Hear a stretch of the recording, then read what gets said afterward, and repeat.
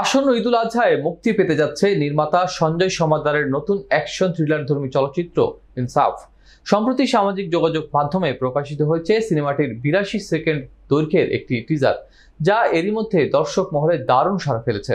টিজারে উঠে এসেছে প্রেম, প্রতিশোধ, ন্যায়ের সন্ধানে এক অনন্য কাহিনীর ঝলক। দেখা যাচ্ছে শরীফুল রাজ অভিনীত ইউসুফ চরিত্রটি এক ভয়ঙ্কর খুনি, যে কুড়াল হাতে ছুটে বেড়ায়, মুখে জ্বলন্ত সিগারেট এবং চোখে মুখে প্রতিশোধের আগুন। বিস্তারিত থাকছে ডেস্ক রিপোর্টে।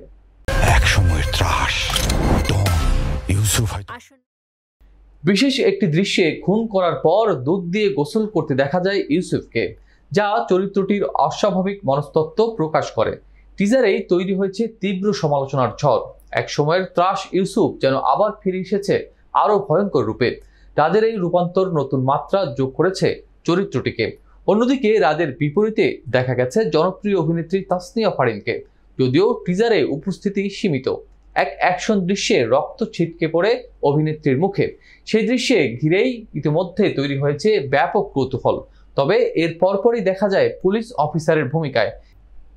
এমনকি দুর্দান্ত ফাইট এবং গান ফাইটিংয়েও দেখা গেছে তাকে। সবচেয়ে চমকপ্রদ অংশ টিজারের শেষ মুহূর্তে, যখন হাজির হন অভিনেতা মোশাররফ করিম।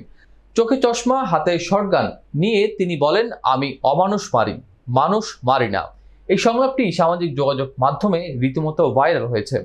উল্লেখ্য, সঞ্জয় সমাদ্দার এর আগে কলকাতার টলিউড ইন্ডাস্ট্রিতে মানুষ সিনেমাটি নির্মাণ করেন, যেখানে প্রধান চরিত্রে ছিলেন জিৎ। তবে ইনসাফ হচ্ছে তার বাংলাদেশের প্রথম পূর্ণদৈর্ঘ্য চলচ্চিত্র।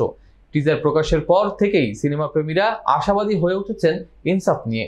অ্যাকশন, থ্রিল এবং ডার্ক সাইকোলজির এক নতুন মিশেলে গড়ে ওঠা এই কাহিনী এবার প্রেক্ষাগৃহে কতটা সফল হয় তা এখন দেখার অপেক্ষায় দর্শকরা।